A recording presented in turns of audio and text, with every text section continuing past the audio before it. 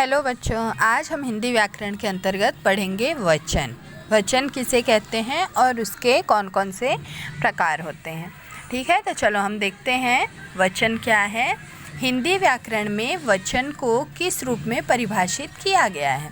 तो शब्द के जिस रूप से एक या अनेक का बोध होता है उसे वचन कहते हैं। मतलब एक वचन और बहुवचन, जहाँ पे किसी एक चीज़ का और जहाँ पे बहुत सी चीज़ों का बोध होता है वो वचन कहलाता है। तो वचन दो प्रकार के होते हैं, एक वचन और बहुवचन। तो आगे हम देखते हैं कि एक वचन क्या है। तो एक वचन शब्द के जिस रूप से एक ही वस्तु का बोध हो उसे एक वचन कहते हैं। जैसे बच्चा, कपड़ा, माता, लड़का, गाय, माला, पुस्तक, स्त्री, टोपी इत्यादि। मतलब किसी एक चीज़ का, चाहे वो थिंग हो, चाहे वो पर्सन हो, चाहे वो मतलब कोई भी चीज़ हो, एनिमल हो, कुछ भी हो, तो वो कोई एक है तो वहाँ पे एक वचन का बोध होता है। और बहुवचन क्या है कि शब्द के जिस रूप से एक से अधिक का बोध हो उसे बहुवचन कहते हैं। जैसे लड़के, गायें, कपड़े, टोपियाँ, मालाएं, पुस्तकें, वधुएं, गुरुजन, रोटियाँ इत्यादि। मतलब यहाँ पे क्या हो रहा है कि बहुत से लोगों को बताया जा रहा है, तो यहाँ पे बहुवचन दिखता है। तो आगे हम देखते हैं कि एक वचन के स्थान पर बहुवचन का प्रयोग कैसे करते हैं। आदर के लिए भी बहुवचन का प्रयोग होता है। जैसे शिवाजी सच्चे वीर थे, तो बड़प्पन दर्शाने के लिए कुछ लोग वह के स्थान पर वे और मैं के स्थान पर हम का प्रयोग करते हैं। जैसे मालिक ने कर्मचारी से कहा, हम मीटिंग में जा रहे हैं। केश, रो, अश्रु, प्राण, दर्शन, लोग, दर्शक, समाचार, दाम, होश, भाग्य इत्यादि ऐसे शब्द हैं जिनका प्रयोग बहुधा बहुवचन में ही होता है। जैसे होश उड़ गए। अब होश उड़ गए, तो होश उड़ गए जो है वो बहुवचन का ही एक रूप है। कोई एक व्यक्ति भी होश उड़ गए ऐसा बोलता है तो वहाँ पे हम एक वचन नहीं मानते हैं, वो बहुवचन का ही रूप माना जाता है। तो बहुवचन के स्थान पर एक वचन का प्रयोग, तो एक वचन है जिसका बहुवचन है तुम। किंतु सभ्य लोग आजकल लोक व्यवहार में एक वचन के लिए तुम का ही प्रयोग करते हैं। जैसे क्या तुमने खाना खा लिया। वर्ग, वृंद, दल, गण, जाति आदि शब्द अनेकता को प्रकट करने वाले हैं, किंतु इनका व्यवहार एक वचन के समान होता है। जैसे स्त्री जाति संघर्ष कर रही है। जातिवाचक शब्दों का प्रयोग एक वचन में किया जा सकता है। जैसे महाराष्ट्र का आम स्वादिष्ट होता है। तो इस तरह से हम क्या करते हैं कि बहुत सारे ऐसे वर्ड हैं जो कि हम लोग नॉर्मली बहुवचन का एक वचन में और एक वचन का बहुवचन में प्रयोग कर लेते हैं। आगे हम देखते हैं कि बहुवचन के स्थान पर एक वचन का प्रयोग कैसे लोग करते हैं।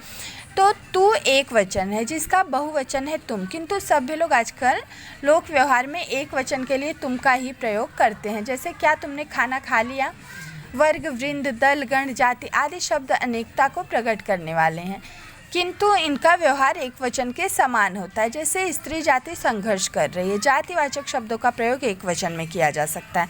जैसे महाराष्ट्र का आम बहुत स्वादिष्ट होता है। तो इस तरह से बहुवचन बनाने के लिए अकारांत स्त्रीलिंग शब्दों के अंतिम अ को ए कर देने से शब्द बहुवचन में बदल जाते हैं। जैसे एक वचन क्या है, सड़क, और बहुवचन अगर हमें इसे बनाना है तो सड़कें, गाय, गायें, बात, बातें, आँख, आँखें, बहन, बहनें, पुस्तक, पुस्तकें।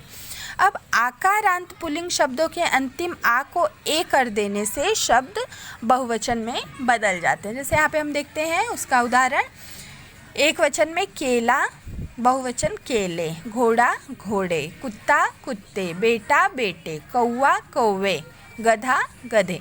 इस तरह से आकारांत में ए लगा देने से वो बहुवचन में परिवर्तित हो जाता है। अब हम तीसरा देखते हैं, आकारांत स्त्रीलिंग शब्दों के अंतिम आ के आगे ए लगा देने से शब्द बहुवचन में बदल जाता है। कैसे बदल जाता है वो हम देखते हैं। एग्जाम्पल, एक वचन में कन्या, बहुवचन कन्याएं, कला, कलाएं, कविता, कविताएं, अध्यापिका, अध्यापिकाएं, माता, माताएं, लता, लताएं। इस तरह से। अब इकारांत अथवा इकारांत मतलब छोटी और बड़ी ई की जो मात्राएं होती है उसमें स्त्रीलिंग शब्दों के अंत में या लगा देने से और दीर्घ ई को ह्रस्व ई कर देने से शब्द बहुवचन में बदल जाता है।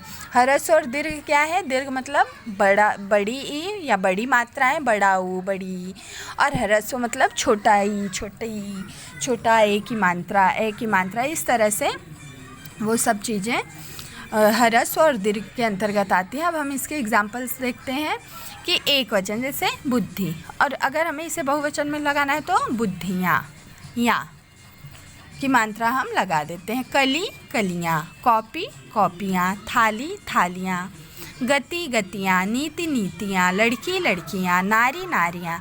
इस तरह से हम एक वचन को बहुवचन में परिवर्तित कर सकते हैं। अब हम आगे देखते हैं, जिन स्त्रीलिंग शब्दों के अंत में या है उनके अंतिम आ को आ कर देने से वे बहुवचन बन जाते हैं। एग्जाम्पल देखते हैं, जैसे एक वचन में गुड़िया, बहुवचन गुड़ियाँ, चूहिया चूहियाँ, चिड़िया चिड़ियाँ, बुढ़िया बुढ़ियाँ, बिटिया बिटियाँ, कुतिया कुतियाँ, घटिया घटियाँ, गैया गैया।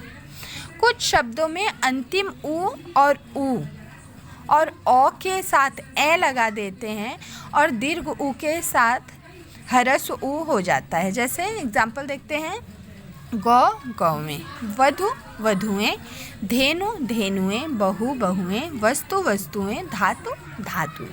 अब यहाँ पे हम देखते हैं, दल वृंद वर्ग जन लोग गण इत्यादि शब्द जोड़कर भी शब्दों का बहुवचन बना दिया जाता है। तो कैसे बनाया जाता है उसका हम एग्जाम्पल देखते हैं कि कुछ शब्दों के रूप एक वचन और बहुवचन दोनों में समान हो जाते हैं। जैसे देखिए, क्षमा क्षमा, जल जल, गिरी गिरी, राजा राजा, नेता नेता, प्रेम प्रेम, क्रोध क्रोध, पानी पानी। इस तरह से सेम ही हो जाता है। आगे हम देखते हैं, जब संज्ञाओं के साथ ने